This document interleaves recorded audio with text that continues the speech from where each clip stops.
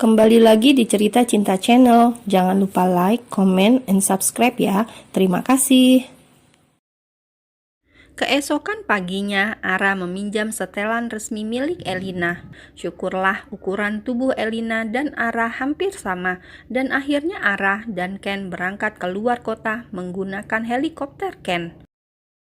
Cuaca hari ini memang sedikit mendung dan agak gerimis. Di dalam helikopter, Ken dan Ara tidak berbicara sedikit pun. Sesampainya di kota tujuan, Ken dan Ara langsung menuju lokasi proyek.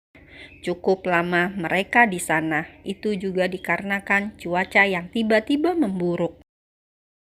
Ken dan Ara terjebak di lokasi proyek karena ada hujan angin. Hari sudah akan menjelang malam ketika hujan reda. Ken memutuskan untuk menginap di vilanya di kota itu. Ara sedikit khawatir dengan keputusan Ken untuk menginap di villa. Apakah Ken akan melakukannya sekarang? Pikir Ara. Ara menepis jauh-jauh pikiran itu. Sesampainya di villa, Ken langsung mengganti bajunya karena basah terkena hujan. Begitupun dengan Ara, karena tidak membawa baju. Akhirnya Ara memakai kemeja putih Ken yang ada di lemari Ken. Dan itu membuat Ara terlihat seksi karena hanya memakai kemeja saja tanpa memakai bawahan atau celana. Suasana di luar villa masih hujan. Villa pribadi Ken tidak memiliki ruangan tertutup, semuanya terbuka termasuk kamar mandi. Itu membuat Ara tidak nyaman jika harus ke kamar mandi. Begitupun dengan ranjangnya. Ranjang king size-nya langsung menghadap ke jendela kaca besar dan tidak ada sekat antar ruangan. Ayo kita makan malam, kau pasti lapar. Kita akan memasak. Di kulkas ada bahan-bahan segar. Tadi siang pelayanku mengisinya, ucap Ken membuyarkan lamunan Ara. Ken hanya memakai celana panjangnya tanpa memakai bajunya, dan itu membuat dada bidangnya dan perut six-pack-nya terpampang sempurna. Tidak perlu canggung, aku tidak akan melakukan apa-apa padamu, kecuali kau yang menggodaku, ucap Ken dengan senyum semiriknya. Ara hanya memalingkan wajahnya ketika merasa wajahnya begitu memerah. Apa kau sudah memberitahu Onti kalau kita menginap di sini? Tanya Ara akhirnya. Aku sudah menelpon Mami, jawab Ken yang dengan santainya duduk di kursi di depan meja dapur. Di sini ada daging dan kentang. Aku akan membuat barbeque dan kentang tumbuk saja ya, ucap Ara yang sedang mengambil bahan di kulkas. Terserah kau saja, aku hanya tinggal memakannya, jawab Ken santai. Aku hanya akan melihatmu. Jika kau butuh bantuan, langsung katakan saja, ujar Ken. Ara langsung memasak dengan serius. Ara yang saat ini hanya memakai kemeja Ken membuat Ken selalu menelan ludahnya. Bagaimana tidak, Ara terlihat begitu seksi plus rambut basahnya yang membuatnya menggoda. Akhirnya Ara selesai memasak. Ara sangat cekatan pun dalam hal memasak, jadi tidak butuh waktu lama bagi Ara untuk hanya sekedar memasak masakan sederhana seperti ini. Enak, apa kau selalu memasak sendiri? Tanya Ken di tengah keheningan keduanya. Aku tinggal sendiri, jadi aku harus memasak. Aku tidak terlalu suka makan di luar, jawab Ara datar. Setelah menghabiskan makan malamnya, Ara langsung membereskan piring dan peralatan makan lainnya yang ada di atas meja makan dan mencucinya. Ken menuju ruang tengah dan memilih menonton TV karena jam masih menunjukkan pukul 7. Ken melihat Ara yang sedang berjalan menuju jendela kaca besar. Ara memandangi hujan rintik-rintik dengan pemandangan hutan pinus yang indah. Lalu Ken menghampiri Ara, kemudian memeluk pinggangnya dari belakang dan kepalanya yang menopang pada bahu Ara. Aku suka harummu, Ara. Aku sangat suka hujan karena aku menemukan ketenangan di sana, ucap Ken. Ara mencoba menikmati pelukan Ken. Bukankah Ara sudah memutuskan untuk mengikuti permainan Ken? Aku akan mencoba menikmati semuanya, ucap Ara dalam hati. Aku tidak terlalu suka hujan karena tragedi itu terjadi ketika hujan besar, lirih Ara. Lalu Ken membalikan tubuh Ara agar menghadap ke arahnya. Tragedi apa? Ceritakan padaku, ucap Ken lembut yang menarik tangan Ara agar duduk di sofa lebarnya. Apakah itu perlu? Itu hanya masa lalu, ucap Ara senduh. Biasanya beban berat akan berkurang dan bahkan menghilang jika kita membaginya dengan orang lain. Apakah kau pernah membagi bebanmu dengan orang lain? Jelas Ken. Ara hanya menggeleng. Ken tahu Ara adalah wanita introvert. Dia tidak suka membagi masalahnya dengan siapapun. Dia hanya memendamnya di tempat terdalam di hatinya. Hening sejenak. Ken tetap menatap wajah sendu Ara, menunggunya untuk bercerita.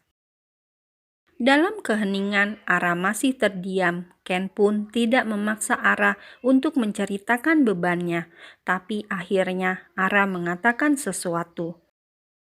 Dulu aku seorang balerina, ucap Ara lirih membuka cerita. Hening. Ken berusaha untuk menjadi pendengar yang baik saat ini. Selama ini Ara selalu sabar menghadapi sikapnya yang sering menyebalkan. Dan mungkin kali ini dia ingin mendengarkan keluh kesah sang asisten tersayangnya. Lalu Ara melanjutkan ceritanya. Papa dan mamaku sangat menyayangiku karena aku anak tunggal. Sejak kecil aku ingin menjadi seorang balerina profesional dan akhirnya aku masuk asrama khusus balerina sejak umur 10 tahun. Lanjut Ara.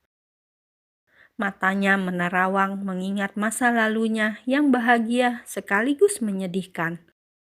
Aku berada di asrama sampai umurku 14 tahun dan aku mengikuti berbagai macam kompetisi untuk mendapat beasiswa ke Swiss. Aku benar-benar berusaha keras waktu itu dan hasil kerja kerasku membuahkan hasil.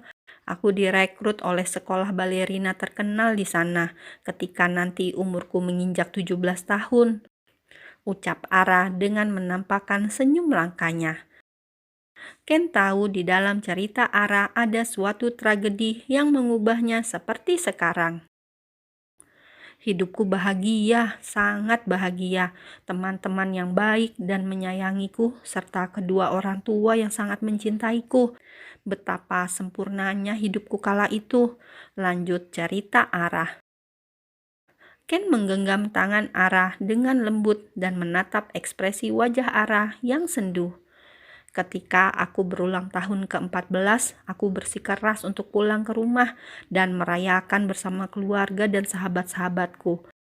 Lalu aku menyuruh orang tuaku untuk menjemputku ke asrama, tapi karena papa sedang berada di luar kota, akhirnya hanya mama yang menjemputku. Setelah menjemputku, kami langsung pulang ke rumah. Karena tiba-tiba turun hujan sangat lebat. Di tengah perjalanan, mobil kami tergelincir dan menabrak truk yang berjalan di arah sebaliknya. Ara mulai tercekat dan menahan isak tangisnya. Ken merangkul bahunya dan mengusap lengannya Ara. Mama meninggal di tempat, sedangkan aku mengalami patah kaki yang cukup parah.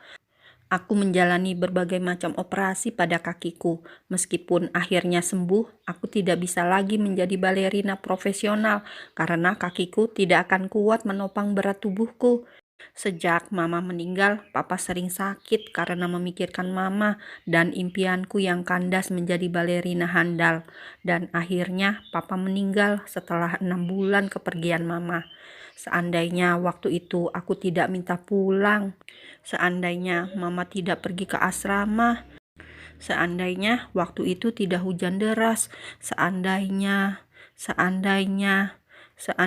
aku bisa mengulang semuanya, seandainya. Dan akhirnya tangis Ara pun pecah, tangis yang ditahannya sejak tadi.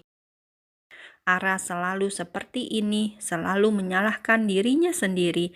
Bedanya dia selalu menangis sendirian, tapi di sini dia berbagi cerita dengan Ken. Ken memeluknya erat. Itu membuat Ara semakin menangis di dalam pelukan Ken. Ken hanya memeluknya, tidak mengatakan apapun. Dia bisa mengerti penderitaan Ara. Ara hanya ingin dimengerti, tanpa perlu mendengar apapun dari siapapun. Ken mengusap-usap punggung Ara sampai Ara merasa senang. Setelah beberapa lama, akhirnya Ara berkata, "Terima kasih, aku tidak tahu bahwa menceritakan semua ini akan membuatku lega," lirih Ara. Itu memang sangat melegakan. Mulai sekarang kau bisa melakukan hal itu. Itu akan membuat hidupmu lebih baik dan tidak tertekan. Kau lebih bisa menikmati hidup dengan memandang ke depan, bukan ke belakang, terang Ken. "Bolehkah aku menciummu, Ken?" ucap Ara yang membuat Ken menatap bingung pada Ara. Tanpa pikir panjang, Ken langsung melahap dan bibir Ara. Ciuman yang awalnya lembut menjadi sangat bernafsu dan meminta lebih. Ken tiba-tiba menghentikan ciumannya. "Aku tidak ingin memanfaatkanmu dalam situasi seperti ini, Ara. Aku takut aku akan kehilangan kendali," ucap Ken lirih. Tanpa aba-aba, Ara mencium bibir Ken dan itu membuat Ken terkejut dan berusaha melepaskan ciuman Ara. Ken tahu bahwa Ara hanya terbawa perasaan sedihnya. "Aku tidak ingin kau menyesalinya, Ara. Kau sedang dalam emosi yang labil," ucap Ken dengan menatap tajam mata Ara. "Tapi aku menginginkannya," kata Ara dengan wajah sendunya. Ken menggelengkan kepalanya.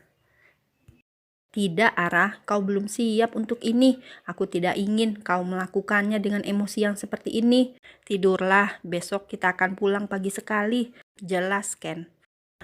"Tidurlah di ranjang atas, aku akan tidur di sofa," lanjut Ken. Ara langsung beranjak dari duduknya dan naik ke tangga. "Dia menolakku, bukankah kemarin dia menginginkanku? Apakah dia berubah pikiran sesudah mendengar ceritaku yang menyedihkan dan sekarang dia merasa kasihan padaku? Oh Ara, kau benar-benar menyedihkan. Hidup Ken dikelilingi oleh wanita-wanita cantik. Kenapa dengan pedenya dirimu ingin bercinta dengannya? Aku pasti sudah gila." Batin Ara sakit dengan penolakan Ken.